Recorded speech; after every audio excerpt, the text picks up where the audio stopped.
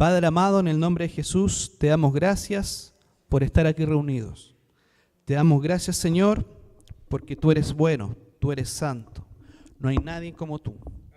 Gracias, Señor, porque tú abres los corazones y la mente de mis hermanos para que esta palabra pueda entrar, Señor, y no solamente entenderse, sino que también aplicarse.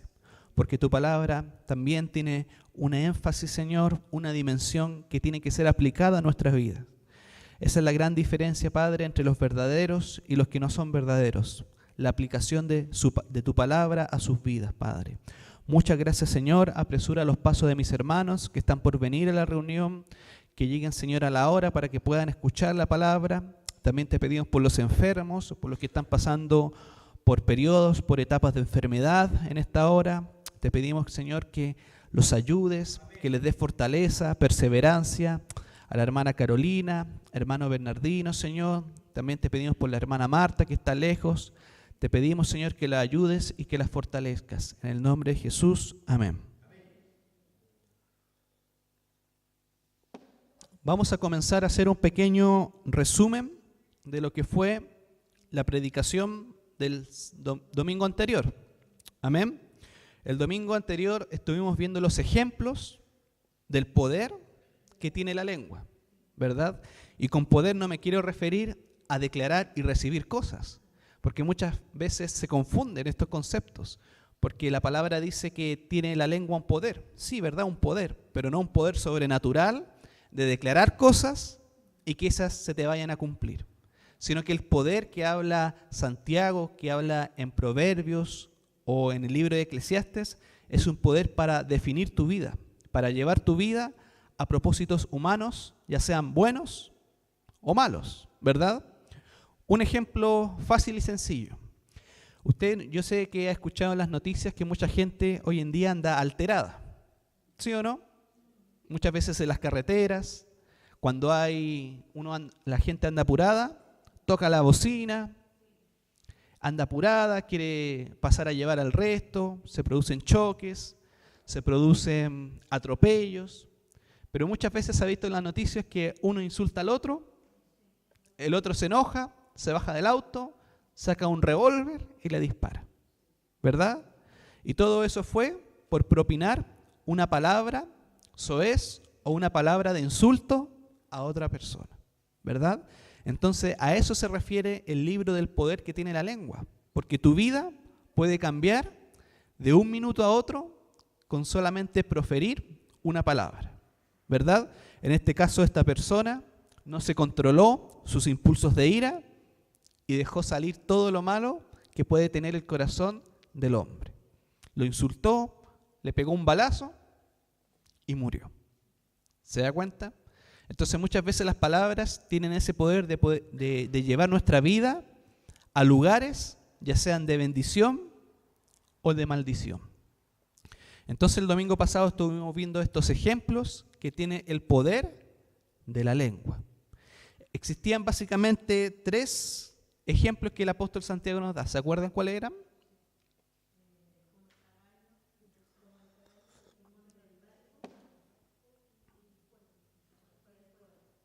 ¿Verdad? Nos da 3 ejemplos metafóricos, por así decirlo, que comparan la lengua, que es un miembro tan pequeño, con ejemplos de la naturaleza.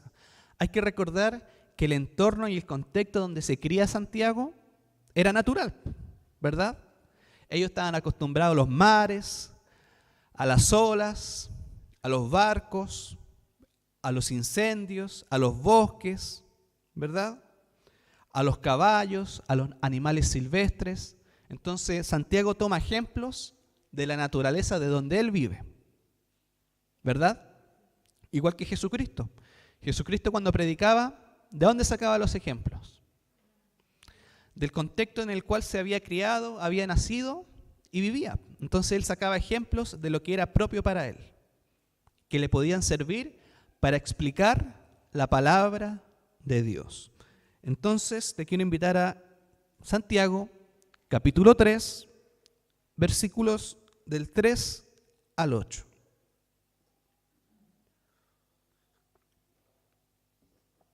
Santiago capítulo 3, versículo 3 al 8. ¿Lo tienen? Vamos a empezar leyendo. El versículo 3 dice, respecto a la lengua, contextualizando lo que venía hablando antes el apóstol Santiago.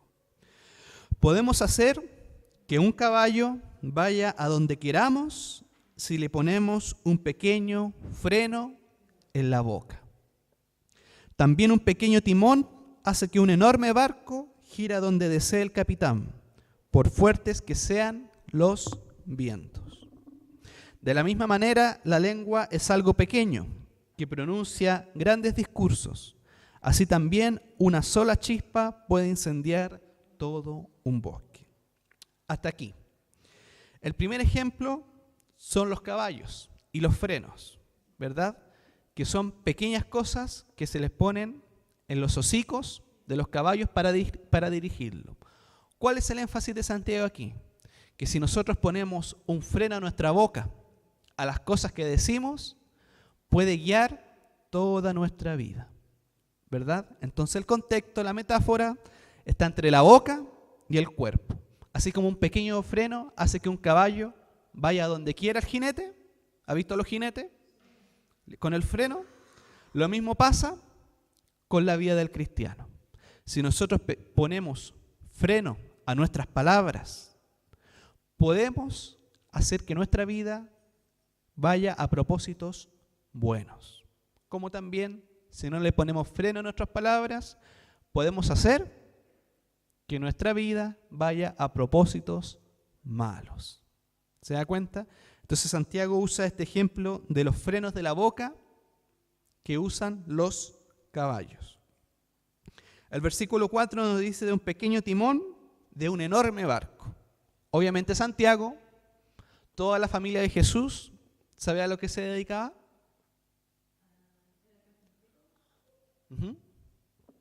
¿Qué también hacían? Eran pescadores. ¿Se acuerdan? ¿Se acuerdan de los discípulos? Ahí también estaban metidos los hermanos de Jesús. Entonces ellos estaban habituados a grandes naves que pescaban.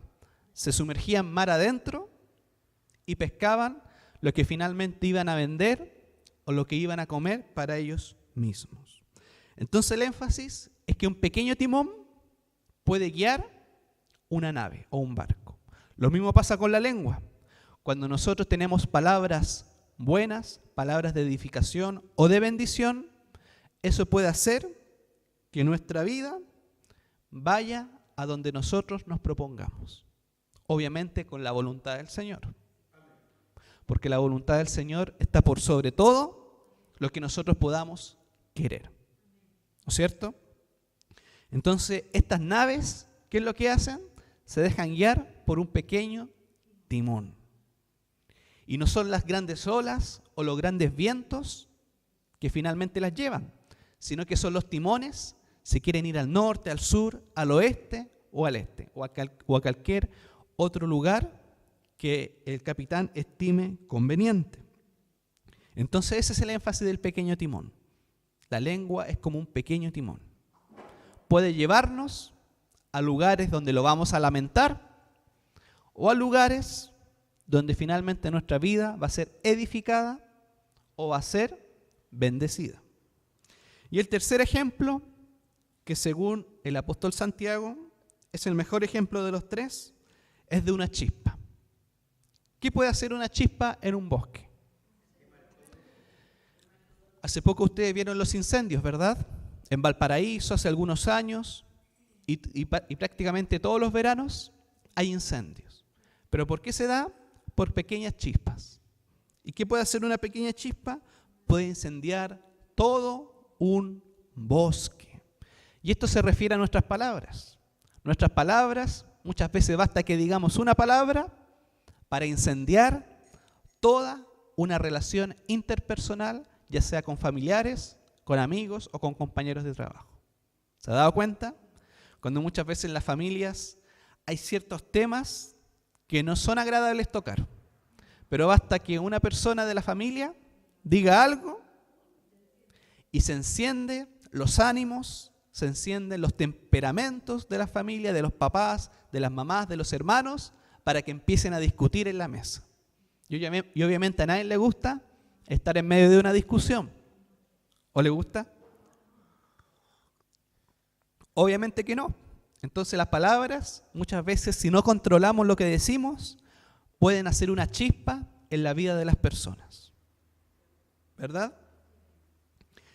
El teólogo Curtis Bauman, que yo anoche le compartía las citas de lo que dijo respecto a la lengua, decía lo siguiente: las palabras o la lengua puede inducir a los hombres a la violencia, o puede moverlos a las más nobles acciones. Puede instruir al ignorante, alentar al abatido, consolar al sufriente y confortar al moribundo. O puede aplastar al espíritu humano, destruir reputaciones, esparcir desconfianza, odio y llevar a las naciones al borde de la guerra. Pongamos el ejemplo de un profesor. El profesor tiene una gran responsabilidad, ¿sí o no? Que es guiar, es instruir a los alumnos, ya sea en la universidad o ya sea en el colegio. Y todos nosotros tenemos ejemplos o conocemos ejemplos de grandes profesores y de malos profesores. ¿Qué haría un buen profesor? Aparte de enseñar los contenidos que tiene que aprender el estudiante, el profesor también tiene la misión de darle contención y de darle apoyo a los estudiantes. Muchas veces cuando el estudiante cree que no puede pasar una materia o no puede hacer algo, académicamente hablando, ahí vienen las palabras del profesor.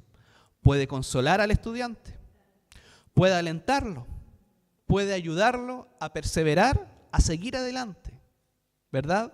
Y sobre todo se da en colegios vulnerables, donde muchas veces las expectativas de vida de estos niños son básicamente quizás repetir ciclos de los padres, ¿verdad?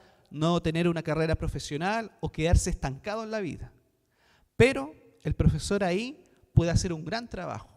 Como decía esta cita, puede alentar al abatido, consolar al sufriente y confortar al moribundo. Muchas veces los estudiantes se da que no tienen ganas o fuerzas de seguir adelante. Y muchas veces con una palabra del profesor puede hacer que su vida cambie. ¿Sí o no? Puede hacer que pueda seguir adelante. Yo, por ejemplo, tuve buenos profesores en mi vida, que básicamente siempre alentaban a los alumnos y ayudaban a que siguieran perseverando. Pero así como también hay buenos profesores, también hay malos.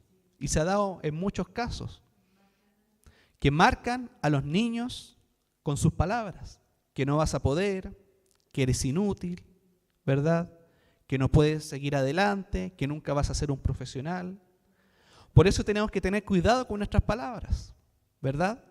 Y edificarla y, como dice la Biblia, poner miel a nuestras palabras, para que sean dulces, para que sean de edificación para el que nos escucha. Porque si no, esa palabra es como una chispa que incendia, ¿verdad? Muchas veces destruye sueños, destruye vidas, incluso destruye reputaciones. ¿Por qué reputaciones? Porque hoy en día cualquiera puede chismear o murmurar respecto a alguien. La calumnia, o como se dice en la Biblia, el falso testimonio. No darás falso testimonio de tu prójimo, dice la palabra de Dios. ¿Y qué es un falso testimonio? Es calumniar o inventar cosas. E incluso, aunque sean verdaderas, también es un pecado, porque es murmurar, ¿verdad? Y la murmuración está prohibida por la palabra de Dios. Y esto aplica tanto a cristianos como no a cristianos. Por eso las reputaciones, ¿cómo se destruyen? Con calumnias o con mentiras. Y ustedes saben que hoy en día vivimos en la época de los medios tecnológicos. Instagram, Twitter, Facebook. Y muchas veces se ve como en el Twitter calumnian a personas sin siquiera tener pruebas de que eso es así, ¿verdad? O incluso están siendo procesados judicialmente, pero no se ha probado ninguna de las dos cosas. Pero muchas veces los medios de comunicación ya lo dan como culpable. Entonces, ¿cuál es el problema ahí? Obviamente que es el corazón del ser humano. ¿Por qué? Porque la lengua, las palabras son solamente vehículos. Son solamente vehículos que tiene el ser humano pero la fuente viene del corazón. Y las palabras son el vehículo que van a incendiar toda esta chispa. Van a incendiar el bosque, van a incendiar vidas, destruir reputaciones, ¿verdad? Entonces las palabras son vehículos, pero ¿de dónde sale ese vehículo? Del corazón. Porque la fuente de todas esas palabras vienen de un corazón muchas veces amargado, un corazón hostil, un corazón con falta de cariño, con falta de amor, y de ahí vienen todas esas cosas. Y la exteriorización de esas palabras básicamente hablan de un alma que muchas veces está rota, de un espíritu que está quebrantado. Entonces es así como podemos saber cómo las personas están interiormente. Cuando una persona le dice algo malo a otra, el problema no es el que lo recibió, sino que el problema es el que lo dijo. Porque el que lo dijo solamente está exteriorizando algo que ya siente en el corazón, ¿verdad? Y muchas veces el problema es que el que lo recibe responde de la misma manera. Y bíblicamente eso no debería ser así. Por eso Jesús, ¿qué dice? Bendigan a los que los maldicen. ¿Qué es bendecir? Tener palabras de aliento y de consuelo para aquel que te insulta. ¿Se da cuenta? Jesucristo mismo lo dijo. Bendigan a los que los maldicen. ¿Se dan cuenta? Entonces la palabra de Dios es clara. También Jesucristo mismo dijo, donde está tu corazón, ahí estará tu tesoro. ¿Se da cuenta? Lo que hay en el corazón es lo que habla la boca. Usted, cuando conozca a alguien, ¿sabe cómo puede conocer a alguien? Escuchándolo hablar. Porque cuando uno conoce a alguien y uno entabla una conversación, uno ahí recién se da cuenta de las cosas que esa persona ama en el corazón. Qué es lo que le gusta, lo que no le gusta, lo que odia, ¿verdad? Solamente hay que escuchar a alguien hablar para saber lo que hay en el corazón. Porque las palabras son solamente un vehículo que lleva información, pero la fuente está en el corazón. Versículo 6. De todas las partes del cuerpo, la lengua es una llama de fuego. Mire cómo habla Santiago respecto a este pequeño miembro. De todas las partes del cuerpo, la lengua es una llama de fuego. Es un mundo entero de maldad que corrompe todo el cuerpo. Puede incendiar toda la vida, porque el infierno mismo la enciende. ¿Se da cuenta? El infierno mismo enciende la lengua. Porque todos los malos sentimientos, las malas palabras, vienen de un corazón que está obviamente en pecado, ¿verdad?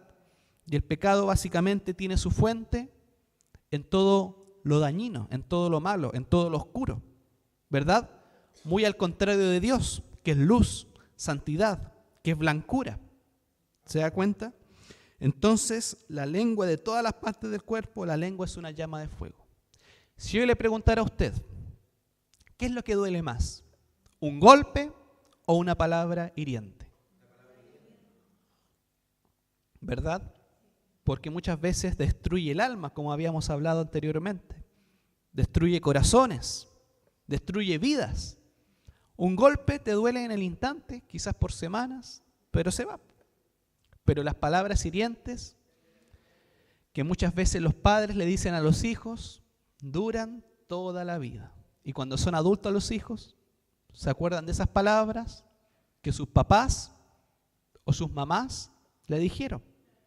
Yo siempre me acuerdo de esto porque muchas veces me encuentro con personas y me dicen, ¿se acuerdan de cosas que le dijeron los papás? No, si yo me acordé cuando mi papá me dijo, o cuando mi mamá me dijo, ¿verdad? Que no podía o no podía hacer esto o que era inútil. ¿Se da cuenta? Personas adultas de 50, 40 años que se acuerdan de esas palabras hirientes que le profirieron y de su núcleo más cercano, de su núcleo familiar. Madres, padres, hermanos, ¿verdad? Entonces, la lengua es una llama de fuego. Por eso dice que de todas las partes del cuerpo, la lengua es una llama de fuego, es un mundo entero de maldad que corrompe todo el cuerpo. ¿Verdad? Versículo 7. El ser humano puede domar toda clase de animales, aves, reptiles, peces, pero nadie puede domar la lengua. ¿Qué dice? Es maligna y no se cansa, es incansable, llena de veneno mortal. ¿Verdad? Nosotros encontramos que en el Génesis Dios le había establecido a Adán de que pudiera domar a todos los animales antes de la entrada del pecado al huerto del Edén, ¿verdad? Podía ejercer dominio sobre animales salvajes que ahora son para nosotros salvajes, pero en ese tiempo no, podía ejercer dominio. Y hasta hoy en día se puede ejercer dominio sobre cierto tipo de animales salvajes, ¿verdad? El ser humano es especial para domar animales. ¿Se da cuenta? Muchas veces hay leones que son criados desde pequeños con cazadores o con personas que se dedican a criarlos y cuando son grandes lo reconocen y lo abrazan. Hay un video en Facebook de eso. Pero nadie puede domar la lengua. ¿Se da cuenta? O sea, podemos domar cosas que son mortales para nuestra vida. Pero nadie puede domar la lengua, dice el apóstol Santiago. Es maligna y no se cansa, llena de veneno mortal. ¿Por qué no se cansa la lengua? Porque las personas, toda su vida, muchas veces se acostumbran a hablar cosas malas, que no edifican a las personas. Como se dice coloquialmente, cuando personas se juntan a hablar, batir la lengua. La baten y la baten, ¿verdad? Son buenos para conversar. Por eso el apóstol Santiago dice maligna e incansable. Y hay un proverbio que nos enseña que en las muchas palabras se puede encontrar el pecado, ¿verdad? Cuando las personas hablan mucho, ya no tienen más de qué hablar, la murmuración o el cagüín, ¿verdad? Generalmente son personas que no tienen nada que hacer en el día. Por eso también hay un proverbio que dice que en el ocio, ¿verdad?, está el pecado, ¿verdad? Porque como no tienen nada que hacer, se dedican a espiar o a comentar la vida ajena de las personas. No se cansa y es maligna, llena de veneno mortal. Aquí posiblemente Santiago sigue usando los ejemplos de la naturaleza. Si yo les pregunto a ustedes, ¿qué tiene veneno mortal? La serpiente, ¿se da cuenta? Entonces nos dice que la lengua tiene veneno mortal. Palabras hirientes que te duelen en lo más interior de tu corazón. Que te duele en el fondo de tu corazón lo que te han dicho. Los libros de los Salmos y de los Proverbios también hablan de sanos consejos respecto a la lengua. El Salmo 34:13 dice: guarda tu lengua del mal y tus labios de decir mentiras.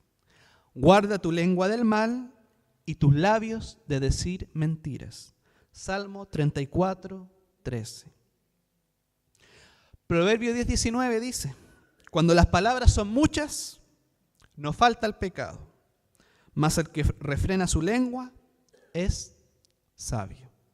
Proverbios 10:19. Y Proverbios 13:3, el que guarda sus labios, guarda su vida, mas el que habla apresuradamente, lo alcanzará la ruina. ¿Se da cuenta?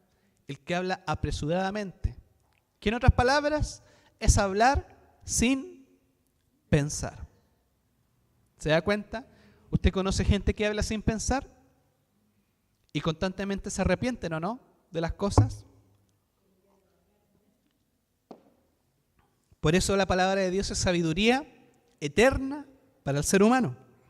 El que guarda sus labios, guarda su vida. Mas el que habla apresuradamente, lo alcanzará la ruina. ¿Se da cuenta? Y en la cultura china, como habíamos hablado el domingo pasado, una persona que habla sin que el otro termine, en la cultura china eso se ve mal, porque eso es un síntoma de alguien que no reflexiona y no piensa lo que habla. ¿Se da cuenta? Ya en las culturas orientales ya existe este tipo de sabiduría que se puede encontrar. Hoy en día es común encontrar que cuando uno va a hablar con alguien, no te deja ni terminar y ya quiere empezar él, ¿verdad? Eso es tener falta de reflexión y falta, ¿verdad?, de ser una persona concentrada, de una persona que piensa las cosas antes de decir, o templada. Entonces vamos a seguir con el versículo 9 y al versículo 12.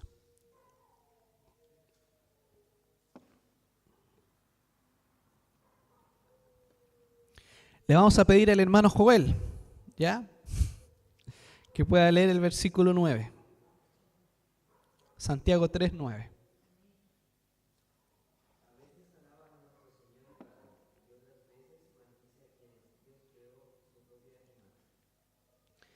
Amén. Entonces la palabra de hoy en día se llamaba cuando uso bien la lengua o las palabras. Entonces Santiago las preguntas al iniciar la exposición de los siguientes 4 versículos básicamente son estas preguntas que tenemos que responder en nuestro fuero interno. Si yo les preguntara a ustedes, ¿los cristianos habitualmente alaban a Dios, que alaban a Dios, hablan de una manera distinta a como hablan los incrédulos? ¿Sí? ¿Los cristianos hablan de una manera distinta a como hablan los incrédulos? ¿Hablan los cristianos o actúan los cristianos de una manera distinta a cómo actúan los incrédulos? Debería. Pero ¿cuál es la realidad? No siempre es así, porque muchas veces el que se dice cristiano habla de la misma manera que los compañeros de trabajo o los compañeros de colegio o de universidad o de liceo. No hay una diferencia tangible que se pueda ver, ¿verdad? Muchas veces hablan con las mismas groserías, con las mismas palabras en doble sentido, pero por eso aquí en estos versículos habla también de una fuente, ¿verdad? Una fuente que tiene agua dulce no puede también sacar agua salada. Se refiere a nuestras palabras, porque se supone que el cristiano tiene que hablar palabras como si fueran agua dulce, es decir, palabras de edificación. Pero muchas veces encontramos que de una misma fuente o de un mismo cristiano encontramos palabras de bendición y de maldición. Y esto no debería ser así. Nosotros no podemos hablar de la misma manera como hablan los incrédulos, ¿verdad? Existe la letra de una antigua canción norteamericana y habla un poco esto de la lengua y de las palabras. Le voy a leer cómo dice la letra de esta canción. Como Jesús quisiera ser, siempre humilde y amable, con palabras de tierno merecer, en su voz divina y afable, pero no soy como el Señor, y todos lo pueden ver. Ven, ayúdame, Salvador, que a ti me quiero parecer. ¿Se da cuenta? Como Jesús deberíamos ser, ¿verdad? Siempre con palabras de edificación y de amor y de misericordia. Pero muchas veces no es así. Y tenemos que pedirle ayuda al Señor para que esas palabras de agua salada se puedan convertir en agua dulce, palabras de agua dulce. Entonces aquí Santiago refleja en el versículo 9 la inconsistencia del cristiano, que muchos cristianos tienen, en alabar a Dios un domingo y el día lunes en el trabajo o en los quehaceres del hogar, no alabarlo y maldecirlo cuando insultas al prójimo. ¿Se da cuenta? Yo sé que ustedes conocen muchos ejemplos, ¿verdad? De personas que se dicen cristianas, pero solamente en la iglesia, en las cuatro paredes. Palabras bonitas, de edificación, pero de lunes a sábado no son palabras tan bonitas, ¿verdad? Muchas veces son dobles sentidos, garabatos, insultos, palabras soeces. Eso no debería ser en la vida del cristiano, porque aquí Dios nos llamó a santificación, ¿verdad? Y la santificación incluye todo lo que hace nuestro ser. Hablar, actuar, pensar, todo debería estar enmarcado en la santificación del creyente. Entonces el versículo 9 dice, a veces alaba a nuestro Señor y Padre, y otras veces maldice a quienes Dios creó a su propia imagen, ¿verdad?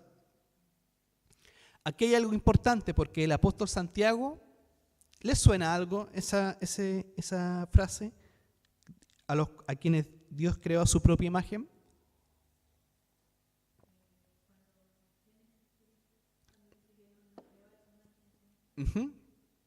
Entonces es interesante, ¿verdad?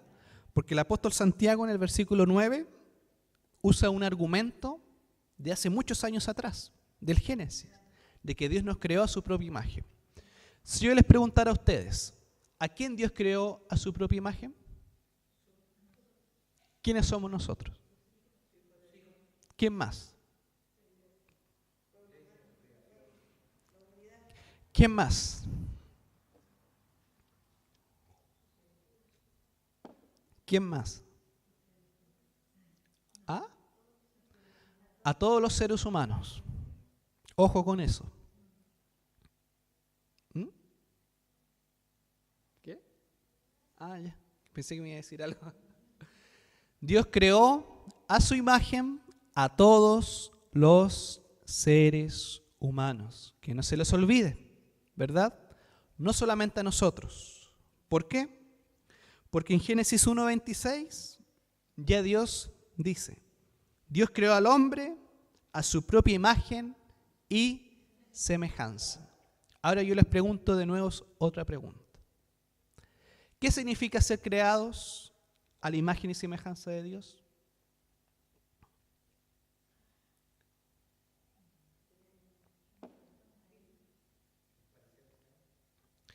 Ser creados a imagen y semejanza de Dios significa que nosotros tenemos como seres humanos características que nos distinguen de la creación de Dios.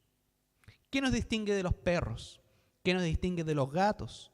¿Qué nos distingue de los cerdos, de los caballos, del resto de la creación? La capacidad de comprender, la capacidad de hablar, la capacidad de amar, de pensar, ¿verdad?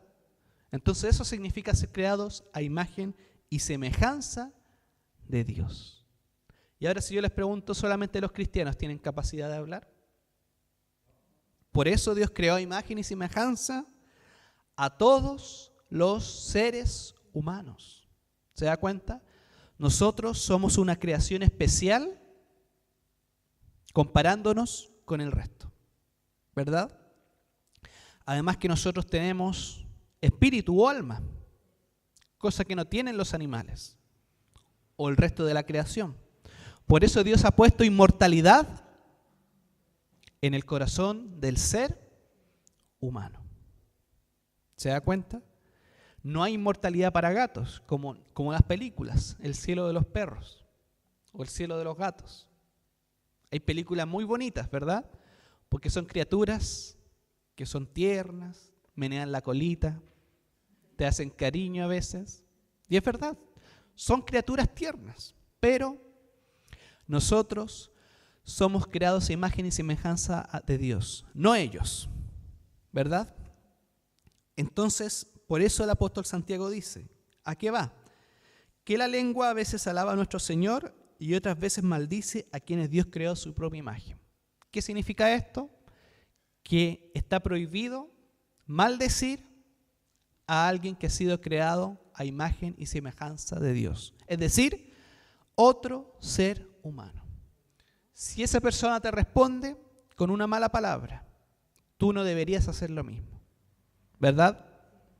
Un garabato, una palabra soez. ¿Y por qué dice Santiago? Porque esa persona también fue creada a imagen y semejanza de Dios. Por lo tanto, esa persona también es especial. Y si nosotros maldecimos a otra persona que ha sido creado a imagen y semejanza de Dios, también estamos maldiciendo a Dios, ¿verdad?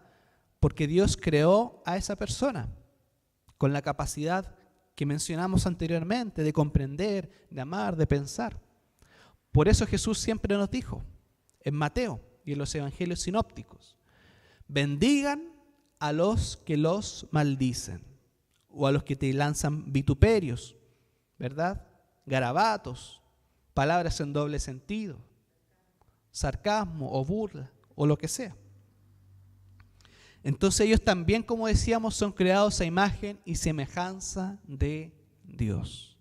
Y a pesar de que no sean cristianos, nosotros tenemos que respetarlos, ¿verdad? Tal cual. Respetar al prójimo. ¿Cómo dice el segundo mandamiento cuando Jesús lo resume? Amarás a tu prójimo como a ti. ¿Por qué? Porque también es una persona que ha sido creado a imagen y semejanza de Dios. Así que tengamos cuidado con eso. Es verdad que somos elegidos. Es verdad que Dios nos predestinó antes de la fundación del mundo. Pero también el prójimo, que muchas veces no es mi hermano, porque ustedes son mis hermanos, porque tenemos un mismo padre. El otro que está en la calle es mi prójimo, pero él también merece respeto y él también merece, ¿verdad?, que no maldigamos, que no lo maldigamos. Aunque ellos nos maldigan, nosotros los bendecimos, ¿verdad? ¿Les quedó claro? Amén. Entonces, si maldecimos a los hombres, indirectamente maldecimos a Dios, ¿verdad? Y actuamos en contra del mandato de bendecir a los que nos maldicen. Pidámosles a Dios paciencia, porque muchas veces no es fácil, ¿verdad?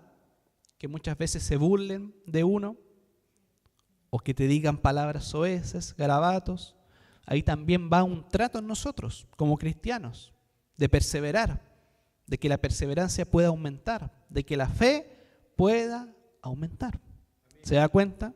Es todo un trato con nosotros. ¿Y cuál es el propósito de Dios para sus hijos? La santificación. Que nos vayamos santificando. ¿Se acuerda Jesús cuando lo apresaron? ¿Qué le hicieron? Lo que veníamos hablando. Lo insultaron, ¿verdad? Aparte de que le pegaron y deformaron su rostro, también lo insultaron. Se burlaron de ellos. ¿Acaso tú eres el rey de los judíos? Le pusieron una espina, una corona de espinas, ¿verdad?, en la cabeza. Escupos, insultos, pero él permaneció mudo, ¿verdad? No dijo ninguna palabra de insulto a los que lo insultaban. Y ese tiene que ser también nuestro ejemplo, nuestra manera de vivir, nuestra forma de comportarnos. Versículo 10. Hermana Paola, por favor.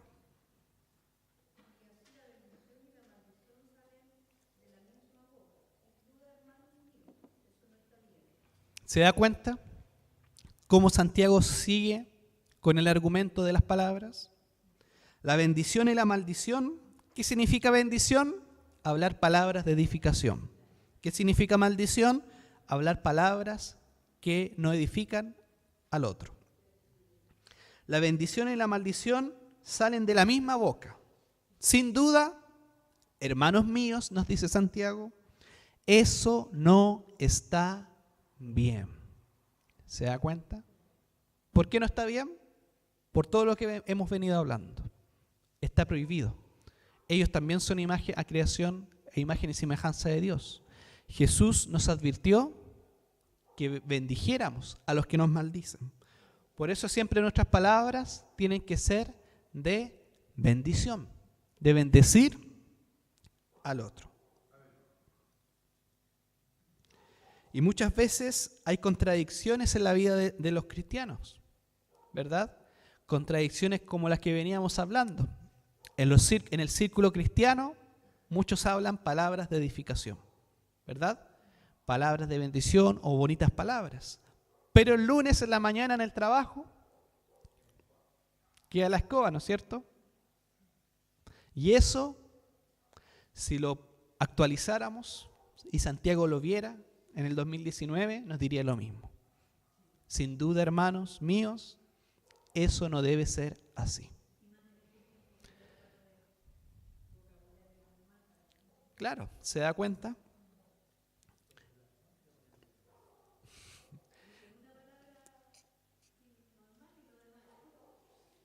Claro, justamente eso no debe ser así. Eso habla de una doble moral, de una doble espiritualidad. Pero el cristiano verdadero no tiene que ser así. Tiene que esforzarse porque como es en la iglesia, tiene que ser en la casa. Y tiene que ser en la calle y en el trabajo y con el extraño. Así tiene que ser. El versículo 11, Fiorella, por favor.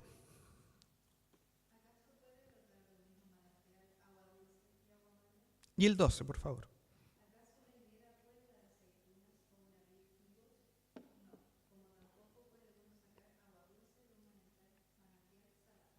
Aquí Santiago sigue con sus ejemplos de la naturaleza, ¿verdad? Porque nos habla de árboles, de aguas, cosas lindas, de fuentes, ¿verdad? Entonces, en sus cartas Santiago muestra interés en la creación de Dios por medios de ejemplos tomados de la naturaleza. Y así él trata de ilustrar sus enseñanzas con ejemplos de la naturaleza, ¿verdad?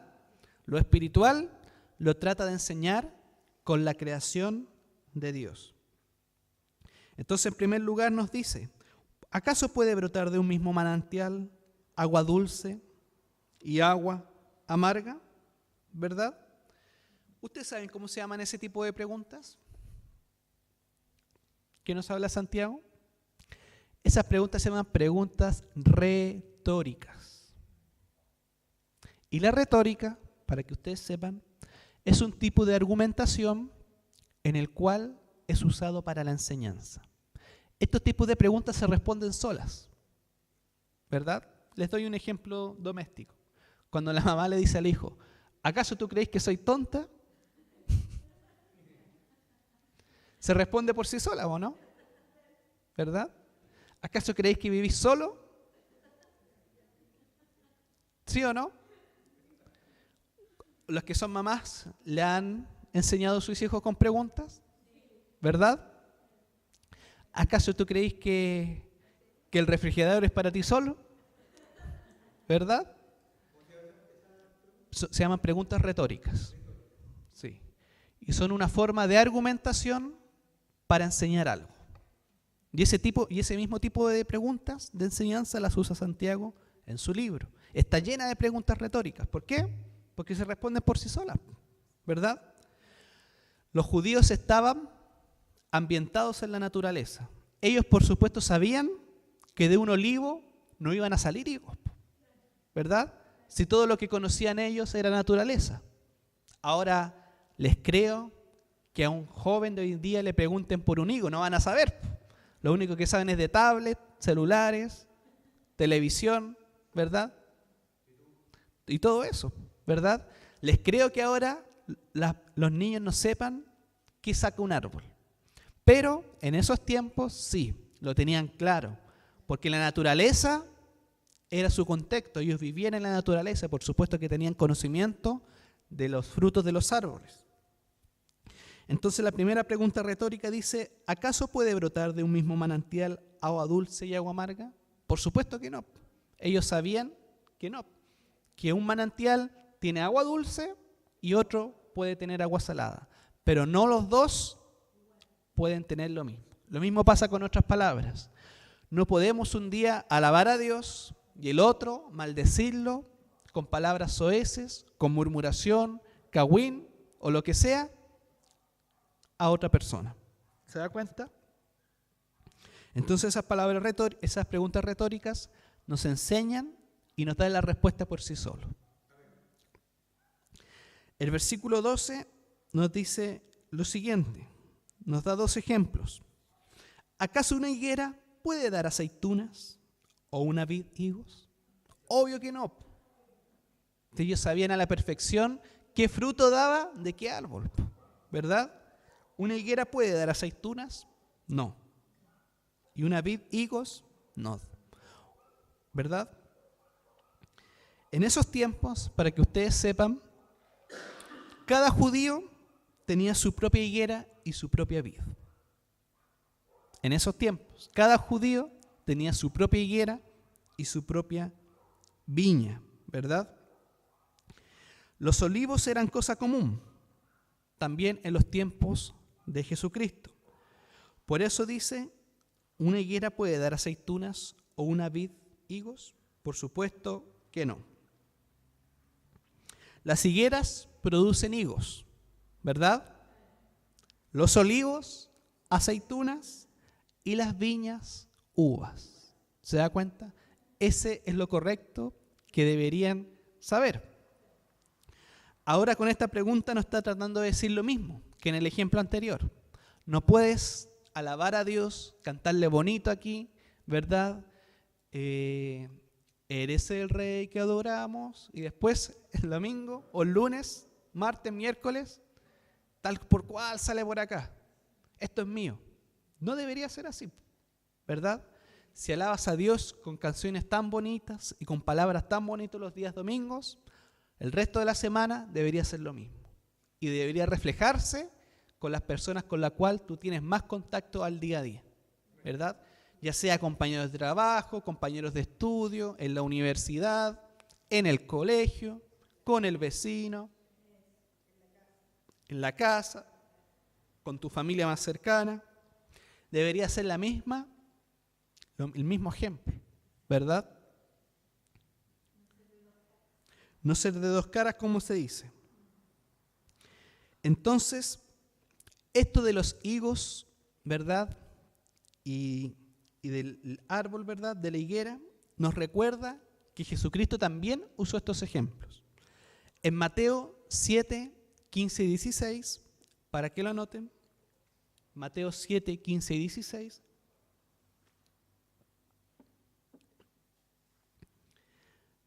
También habla respecto a los higos, a las uvas, a los espinos y a los cardos. Aquí Jesucristo habla de lo mismo que Santiago, pero en otro contexto. Pero también tiene una aplicación. Se los leo, Mateo 7, 15 y 16. Ten cuidado de los falsos profetas que vienen disfrazados de ovejas inofensivas, pero en realidad son lobos feroces. Puedes identificarlos por su fruto, es decir, por la manera en que se comportan. ¿Acaso puedes recoger uvas de los espinos o higos de los cardos? ¿Saben lo que son los cardos? Como espinas, ¿verdad? Que hieren. Entonces aquí Jesucristo también usa la naturaleza. Si bien en el contexto de los falsos profetas, pero también se aplica por el fruto, ¿verdad? Porque Santiago con las palabras, ¿qué nos está hablando? Del fruto del creyente, que básicamente es la manera de comportarse. ¿Cómo nos comportamos? Las palabras hablan mucho de eso.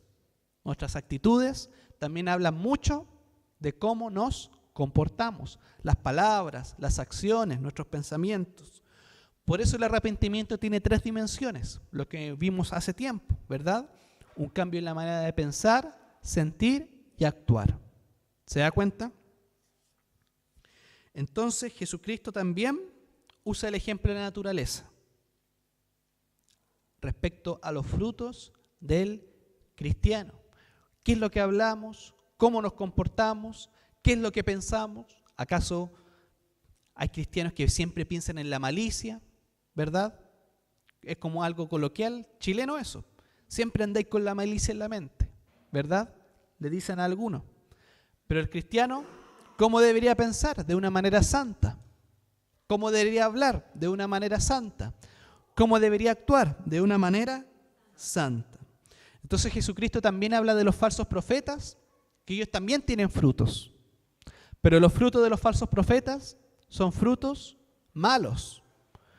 Palabras soeces, que si bien los falsos profetas pueden hablar muy lindo, pero en su contexto más íntimo, esos frutos salen a la luz. Y tarde y temprano, lo que está oculto saldrá a la luz. Entonces, finalmente, Santiago responde repitiendo algunas de las palabras de su pregunta, de su primera pregunta. No, como tampoco puede uno sacar agua dulce de un manantial salado. ¿Verdad? Entonces, ¿cómo se descubre el verdadero cristiano? Si yo les pregunto eso. ¿Y cómo debería ser?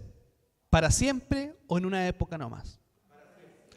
Para siempre. ¿Por qué para siempre? Porque alguien que solamente dé frutos en el contexto cristiano o en el contexto eclesiástico no es un verdadero cristiano, ¿verdad? Porque afuera hace lo que quiere.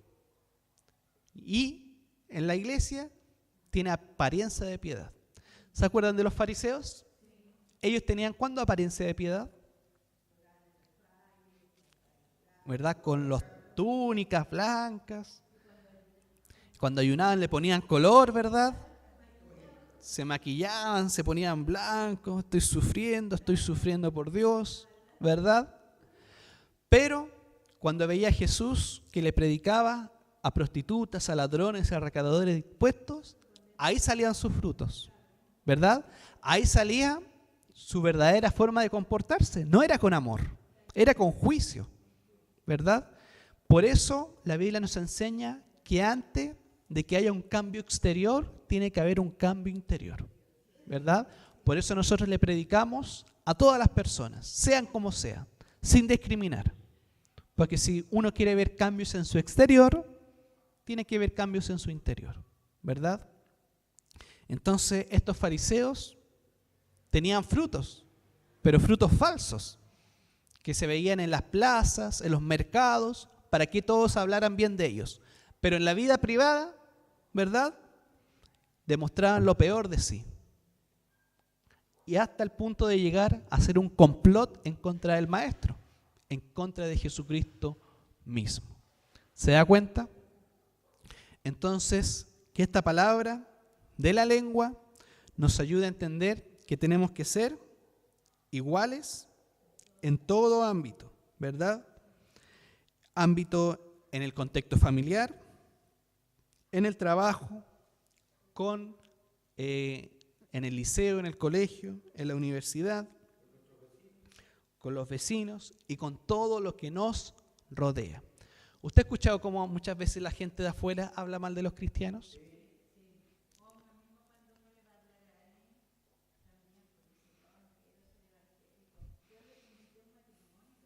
Uh-huh.